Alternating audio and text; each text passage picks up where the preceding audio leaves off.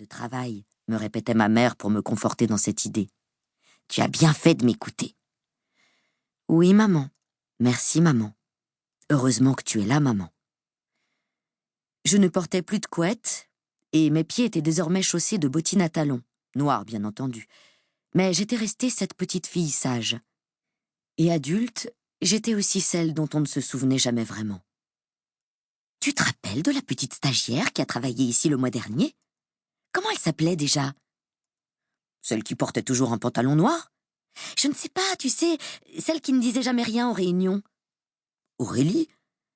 Non, un prénom en hête, je crois. Henriette, Bernadette. C'est Juliette, en fait. Mais qu'importe. En plus, mon deuxième prénom, c'est Bernadette, ça tombe bien. C'était mon arrière-grand-mère, l'héroïne de la famille, une femme dévouée corps et âme à sa famille. Bref, à presque 30 ans, ma vie se résumait à, on va dire, pas grand-chose. C'est ça, à un rêve enfoui, à une personnalité effacée, à des « merci » et « excuse-moi », en veux-tu en voilà, à des pantalons noirs et des pulls gris, à des pantalons gris et des pulls noirs, à des queues de cheval et un soupçon de gloss les soirs de repas de famille. On dit qu'il n'est jamais trop tard, que l'on peut toujours devenir celle que l'on est réellement, que l'on peut croire de nouveau en ses rêves. Et si c'était vrai? Hein, Marc Lévy? Et si un jour, moi aussi, je cessais de dire merci? Chapitre 1. Assise dans le bureau de ma nouvelle responsable, je l'écoute m'exposer sa vision du service. Ce qu'elle voudrait changer, ce qu'elle va mettre en place, ce qu'elle attend de l'équipe. J'essaie de me concentrer, de faire mine de m'intéresser en ponctuant ses phrases de hochement de tête. Je me donne du mal. Et franchement, ce n'est pas facile.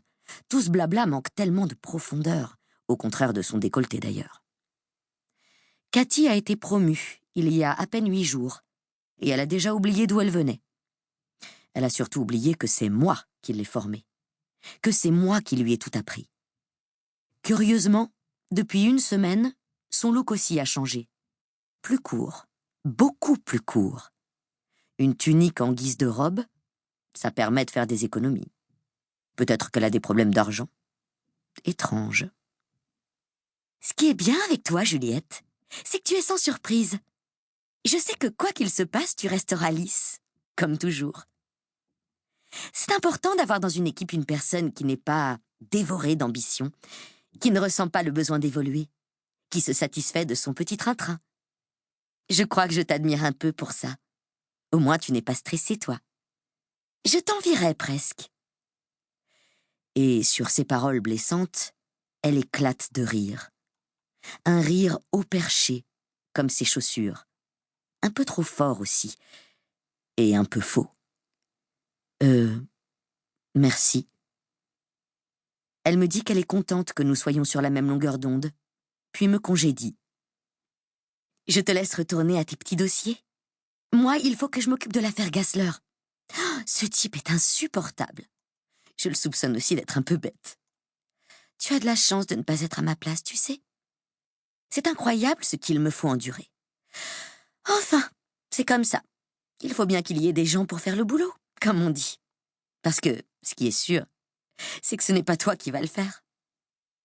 Et de nouveau, elle éclate de rire. Elle doit se croire très drôle. Je devrais peut-être lui suggérer de se lancer dans le one-woman show. De retour dans mon bureau, je m'assois et rallume mon ordinateur. Merci. Le seul mot que j'ai trouvé à dire. Pire réaction, ça n'existe pas. Enfin si, j'aurais pu dire merci et heureusement que tu es là. Je me connais, j'en aurais été tout à fait capable. Alors que j'aurais pu lui répondre tellement d'autres choses. J'aurais pu lui rétorquer en restant poli que si elle avait obtenu cette promotion, c'était uniquement parce que je n'avais pas osé me positionner. J'aurais pu lui rappeler que sans mon soutien sur le dossier Gaspard, il n'aurait même pas été question de promotion. Et conclure par un magistral. Et puis, tu feras attention, tu as une tache sur ta robe. Ah mais non, c'est vrai, tu as oublié d'en mettre une. Et sur ces mots, j'aurais quitté le bureau telle une Cléopâtre, la tête haute. Hélas, tout ce qui est sorti de ma bouche, c'est ce merci pathétique.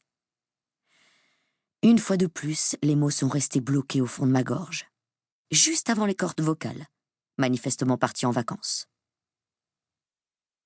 Bonjour, je m'appelle Juliette, j'ai 30 ans et je suis une trouillarde. Pourquoi est-ce que je m'étonne? Depuis toute petite, je suis comme ça. En maternelle, déjà, je restais bien sagement assise sur le banc pendant les récréations. J'avais peur de trouer mes collants et de me faire disputer par ma mère. Alors que, soit dit en passant, mes collants à motif écossais auraient bien mérité un petit trou, rien que pour les punir d'exister. Non, mais sérieusement, à quoi pensent les parents? Si un jour j'ai une fille, je jure solennellement de bannir l'écossais de son armoire. Lorsque Romain Duval me volait mes goûters, je n'osais rien dire.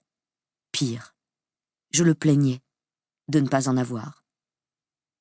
Gentille Juliette, affamée, mais le cœur sur la main. Merci. Finalement, c'est moi qui suis pathétique. Comment ai-je pu en arriver là? Comment est-ce possible d'avoir aussi peu de répartie?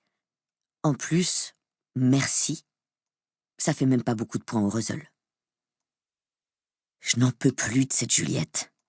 Si je la rencontrais, elle m'énerverait au plus haut point, c'est certain. Au fait, Juliette, tu penseras à poser sur mon bureau le compte-rendu de la réunion de ce matin. Pour 17h. J'en ai besoin pour le comité de direction. Si tu savais ce que j'en ai à faire de ton compte-rendu. Si tu savais où tu peux te le mettre. Bien sûr, Cathy, ce sera fait, sans faute. Je m'y mets tout de suite. Pathétique, affligeant, désespérant. Même ce boulot chez Publicise, une petite agence de communication, je l'ai pris parce que j'ai eu peur. Peur de ne pas être capable de faire ce que j'avais vraiment envie de faire. Peur de ne pas avoir assez de talent. 17h30. Je range mon bureau et remballe mes affaires, ce qui se résume à mettre mon téléphone portable dans mon sac. Je prends l'ascenseur, je me regarde dans la glace. Mon reflet m'effraie. C'est comme si je me voyais pour la première fois. Transparente. Voilà ce que je suis. Comme si je faisais tout pour être invisible. Sans odeur, sans saveur, lisse. Ce qualificatif qui ce matin m'a tellement vexée est finalement celui qui me définit le mieux. Des cheveux châtains tirés en arrière et coiffés en queue de cheval. Des barrettes pour retenir les mèches qui pourraient avoir l'audace de s'en échapper. Pas de maquillage pour faire ressortir mes yeux bleus. Un tailleur pantalon noir. Des chaussures noires, évidemment. Difficile de faire plus passe-partout. Pourtant, je ne suis pas comme ça. Je le sais. Je le sens. Il y a au fond de moi, bien caché, le désir d'autre chose. Le désir d'affirmer qui je suis vraiment. Le désir d'une vie passionnée, pleine d'imprévus. Le désir d'oser aborder l'homme que je croise tous les jours dans le hall de mon immeuble. De lui dire qu'il me plaît. Le désir de tout quitter. Le désir de me laisser aller, de ne plus avoir peur. Le désir de dire à Cathy qu'elle devrait songer à se couvrir un peu plus si elle ne veut pas prendre froid. Et si c'était aujourd'hui? Et si ce « merci » était le merci de trop? Le dernier? Et si, pour une fois, je laissais remonter à la surface cette petite voix qui s'est tue depuis toutes ces années? Et si je la laissais prendre du service? Qu'est-ce que je risque? Sinon d'être heureuse, enfin. Se lancer ou ne pas bouger?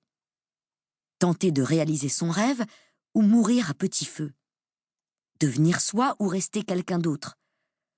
Autant de questions qui tournent dans ma tête. Tout le long du trajet retour jusque chez moi, je suis envahie par l'excitation. Et pour une fois, je ne tente pas de la réprimer. Pour une fois, je lui laisse le champ libre. Je suis aussi morte de trouille. On ne serait fait pas comme ça. Mais je sais que je ne veux plus être cette fille dont j'ai aperçu le reflet dans le miroir de l'ascenseur. Je ne veux plus être celle qui dit « merci », alors que le mot juste aurait été « pétasse ». Je me gare. Pour continuer à écouter ce livre audio gratuitement, cliquez sur le lien dans la description et vous pourrez l'écouter en entier sans frais grâce à l'essai de 30 jours d'Audible.